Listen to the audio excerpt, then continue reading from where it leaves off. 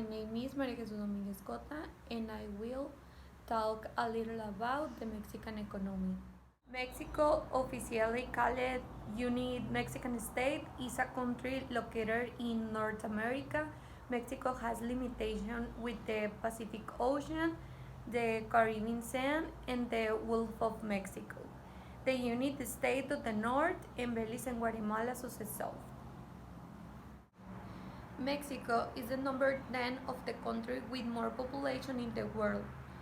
With 126 million people, 51.4% of the population are women and 480.6% are men.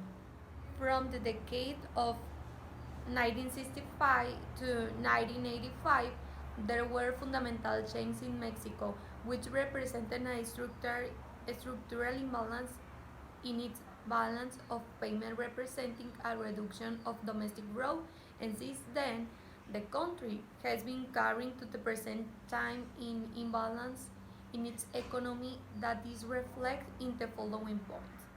GDP has fallen for the 5 consecutive quarters, something not seen since 1985 when the earthquake hit Mexico. The stopped has activities to slow the spread of COVID-19 in the country plunged the Mexican economy to historical levels in the second quarters of the years, showing real setback of minus 18.9% that have never occurred in the country's history.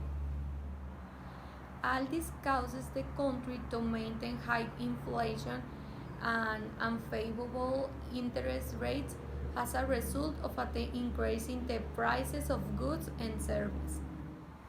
Also, in recent months, Mexico has registered fall in its imports so much that is generated that the country has placed in a surplus despite that their export also declined.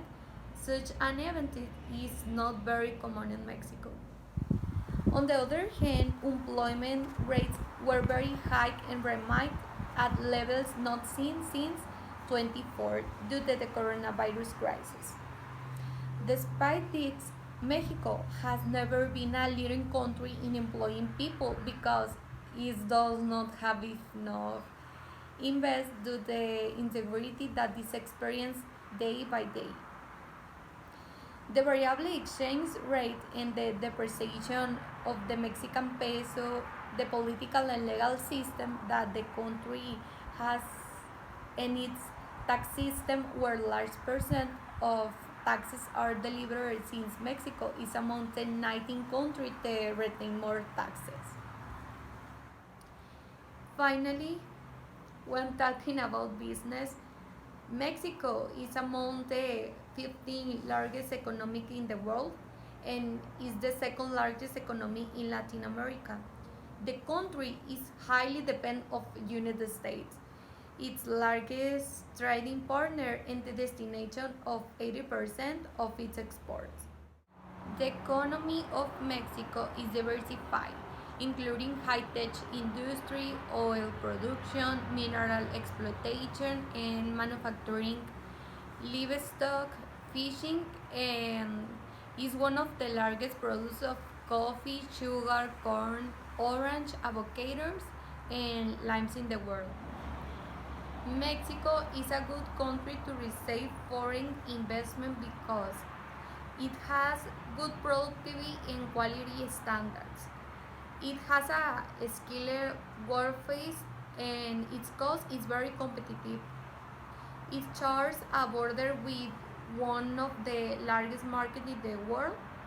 It has abundant natural resources, large consumer, free trade agreements, among other endless things. In spite of that, I consider that is a good time to invest due to the circumstance of the COVID-19 because the economy is more unstable than at any time that Mexico has lived throughout its year. Possibly At some point, circumstances will change for good in Mexico. Thank you for your attention and bye bye.